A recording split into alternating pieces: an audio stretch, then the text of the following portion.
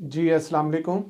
उम्मीद करता हूँ आप लोग सब खैरियत से होंगे। अल्हम्दुलिल्लाह मैं भी ठीक ठाक हूँ। और आज हम बात करेंगे तुर्की की सिटीज़नशिप के हवाले से। मैंने कभी पहले इस तरह की वीडियो नहीं बनाई। मुझे असल में बहुत सारे क्वेश्चन इसके बारे में अक्सर होते हैं और मैं नॉर्मली व्हाट्सएप पे ही लोगों को आंसर कर देता था, क्योंकि मैंने अक्सर देखा यूट्यूब पे बहुत सारे लोगों ने जो है तुर्की की सिटीज़नशिप के ऊपर जो है मतलब वीडियो बनाई होती हैं। तो ज़ाहिर बात है आप लोग देखते होंगे, वहाँ से आपको तरह तरह का नॉलेज जो है मिलता होगा। लेकिन फिर भी उसके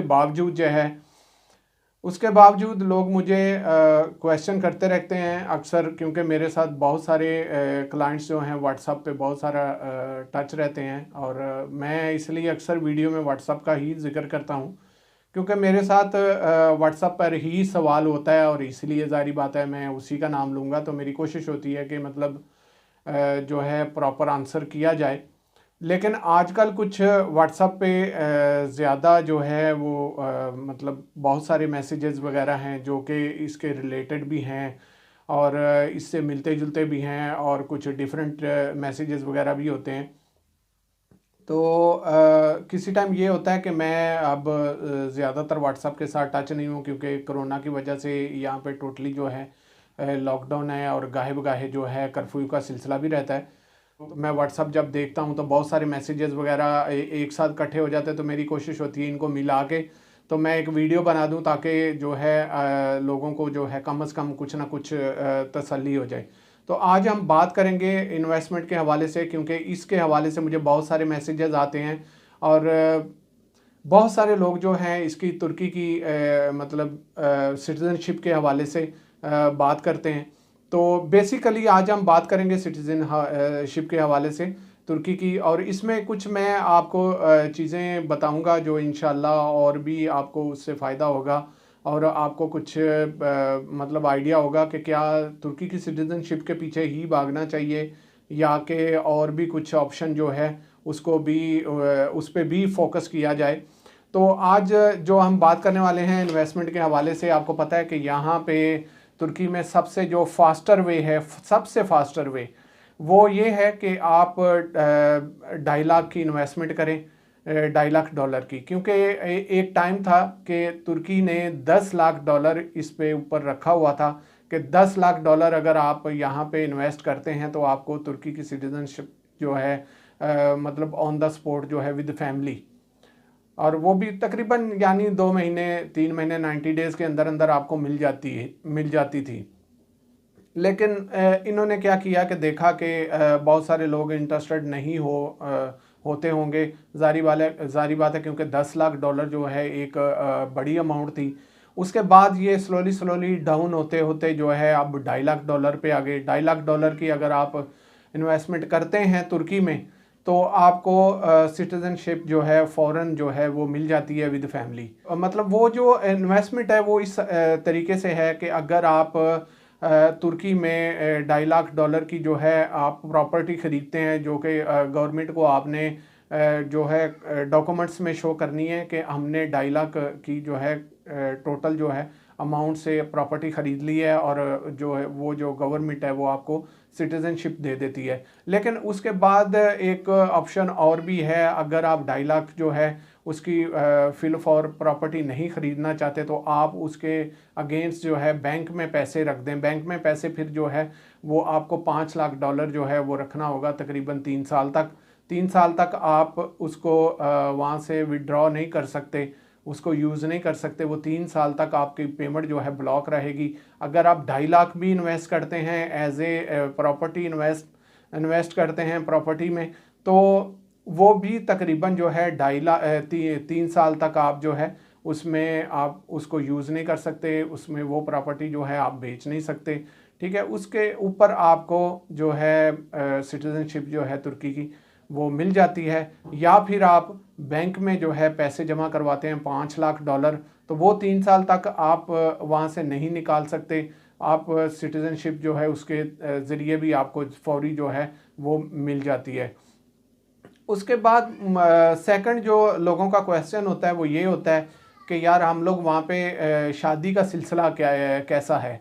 तो देखें, शादी का सिलसिला जो है वो अगर तो आपकी लक है, अगर तो वाकई आपकी कोई ऐसी सेटिंग है यहाँ पे कि आप शादी कर सकते हैं, तो वो तो वेल एंड गुड। उसमें जो है आपकी जो भी इन्वेस्टमेंट है वो आप बेहतर समझते हैं कि आपको कितनी की इन्वेस्टमेंट है या आपकी कहाँ पे कैसे किस तरह बात है, वो तो मुझे आइडिया नहीं है। लेकिन उस पे अगर आपकी शादी आप यहाँ पे कर लेते हैं, आपकी शादी हो जाती है तुर्की में, तो उसमें 3 साल तक आपको जो है सिटीजनशिप है आपको मिल जाती है।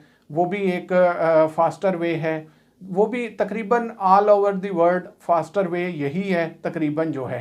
तो नॉर्मली उसके बाद जो है यहाँ पे एक, जब इन दोनों चीज़ों से हट के लोग भी पूछते हैं कि अगर हम इन्वेस्टमेंट नहीं करते या हम शादी नहीं करते तो उसके बाद हमारे लिए क्या जो है वहाँ पे कोई वे है जिससे हम जो है तुर्की की सिटीजनशिप जो है हासिल कर सकते हैं। तो उसके बाद जो वे है वो यही है कि तकरीबन जो अगर आप टीआरपी पे रहते हैं अगर खाली, तो टीआरपी पे रहने के लिए आपको कम से कम 8 साल लगते हैं। लोग नॉर्मली 5 साल भी बोलते हैं, लेकिन टीआर पे आपको 8 साल लगते हैं। अगर 8 साल आप टीआरपी पे यहाँ पे निकाल लेते हैं, यानी कि आप 8 साल तक आपकी रिन्यूअल होती रहती है, आप जाते आते रहते हैं, तो तब भी आप इसके लिए आप अप्लाई कर सकते हैं। लेकिन अगर आपके पास वर्क परमिट है यहाँ का तुर्की का, तो 5 साल के बाद आप नॉर्मली अप्लाई कर सकते हैं। तो यहाँ पे असल में मेरी जेहन में बहुत सारी बातें आ रही हैं, लेकिन वो वीडियो बहुत लंबी हो जाएगी और एक और वे को चली जाएगी। तो देखें, अगर आप 8 साल तक अगर यहाँ पे रहते हैं, 8 साल तक आते जाते रहते हैं, तो ज़ाहिरी बात है उसके लिए आपको यहाँ पे कोई कारोबार चाहिए या फिर आपका कोई कहीं से बैकअप चाहिए, या आप 8 साल किस तरह रिन्यूअल करेंगे इसको, आपको वो चीज़ें देखनी पड़ेगी। मेरे पास कुछ चीज़ें रिटर्न भी हैं, मैं थोड़ा सा उनसे भी देख के आपको बताता हूँ।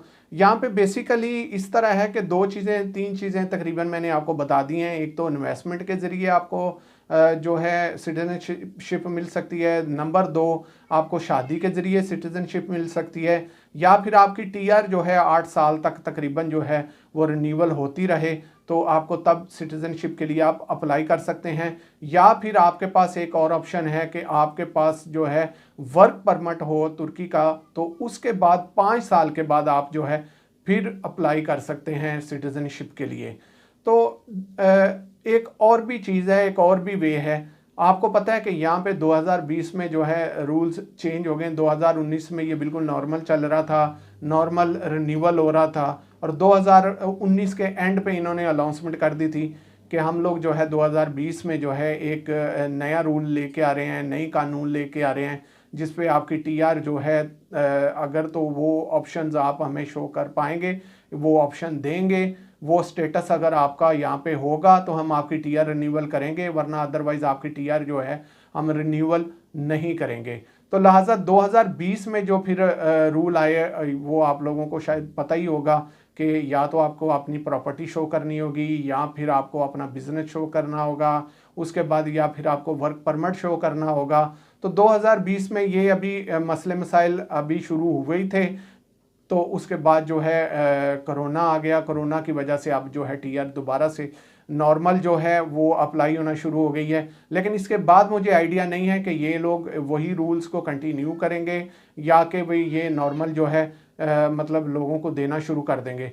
तो लिहाजा ये है कि यहाँ पे सबसे बेस्ट वे जो है वो यही है कि एक बड़ी इन्वेस्टमेंट करने की बजाय $2.5 लाख या $5 लाख, लेकिन कुछ ऐसी हमारी पाकिस्तान की अपर क्लास भी है जिन्होंने ये चीज़ की है, यहाँ पे जिन्होंने यहाँ पे 2.5 लाख की प्रॉपर्टी ख़रीदी है, या फिर 5-5 लाख जो है डॉलर वो इनके बैंकों में रख के उन्होंने सिटीजनशिप हासिल भी की है।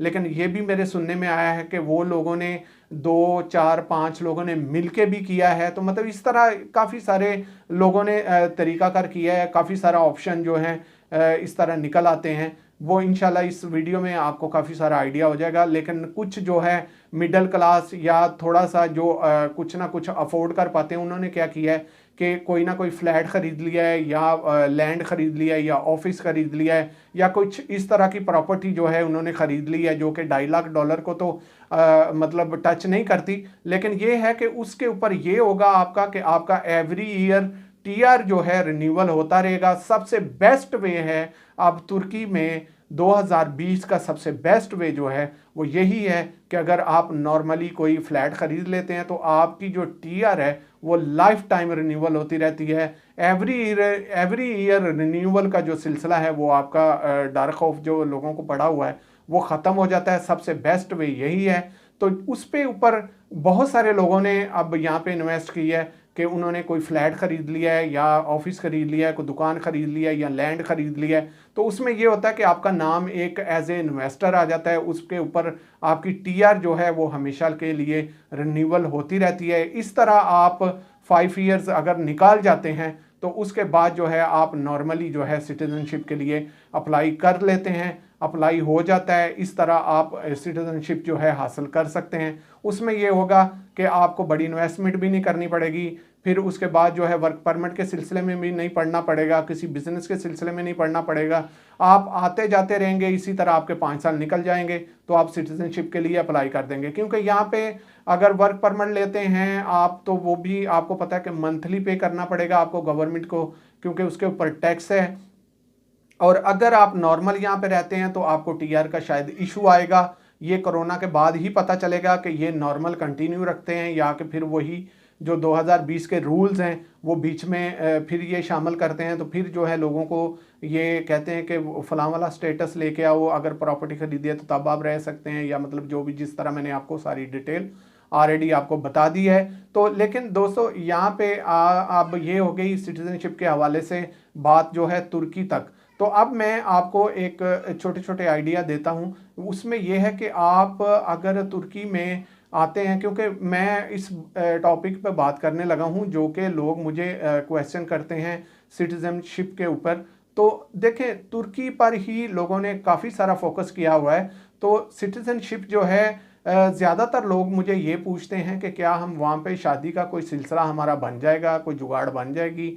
देखें ये एक अलग किस्म की कंट्री है। जो आप पाकिस्तान में बैठ के सुनते हैं ना, वो जब आप किसी कंट्री में अराइवल होते हैं या कुछ थोड़ा सा आपका टाइम गुजरता है ना, तो वो एक अलग से आपको वहाँ पे जाके पता चलता है कि ये जो हम सुन रहे थे वो वहाँ पे कुछ और था और यहाँ पे कुछ और है। ये एक मुस्लिम कंट्री है, यहाँ पे सबसे बड़ा इशू जो है आपको लैंग्वेज का इशू है।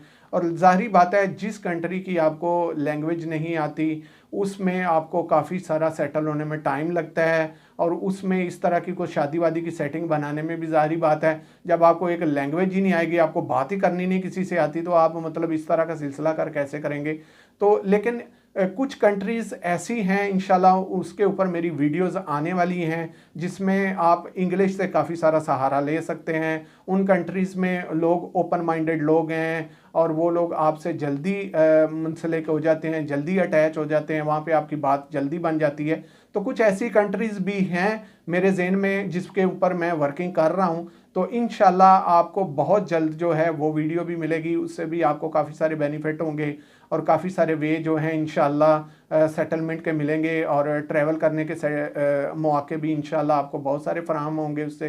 तो उम्मीद है कि इन्वेस्टमेंट के हवाले से और जो सिटीजनशिप के हवाले से इस वीडियो में काफ़ी सारी इन्फॉर्मेशन आपको मिल गई होगी। तो इंशाल्लाह फिर इंशाल्लाह एक नई वीडियो में इंशाल्लाह मैं मज़ीद तफसील के साथ फिर आपके सामने हाज़िर होऊंगा। मुझे अभी फ़िलहाल इजाज़त दें क्योंकि वीडियो बहुत लंबी हो जाती है, फिर मैं भी सोचता रहता हूँ कि यार वीडियो लंबी होगी, लोग शायद तंग ना पड़ रहे हों। तो इंशाल्लाह मैं आपको स्लोली 1 बाय 1 डिफरेंट वीडियोस के अंदर इंशाल्लाह मैं आपको तरह तरह के आइडियाज़ जो हैं मैं इंशाल्लाह देता रहूँगा। आप मेरे चैनल के साथ टच रहें। मेरा एक नया चैनल है अली खोकर व्लॉगिंग के हवाले से भी, वो उसका जो लिंक है वो भी मैं इसी वीडियो की नीचे डिस्क्रिप्शन में दे दूँगा। उसको भी आप टच रहें, वहाँ भी मेरी वीडियोज़ आती रहती हैं, वहाँ भी तरह तरह के आइडियाज़ आते रहते हैं। तो इंशाल्लाह आपको यहाँ से बहुत सारा फ़ायदा होगा और बहुत सारी सेटलमेंट के हवाले से और इंशाल्लाह डिफरेंट कंट्रीज़ में ट्रैवल करने के हवाले से भी आपको आइडियाज़ मिलते रहेंगे। तो इंशाल्लाह फिर मिलते हैं एक नई वीडियो के साथ, तब तक के लिए मुझे इजाज़त दें। अल्लाह हाफिज़।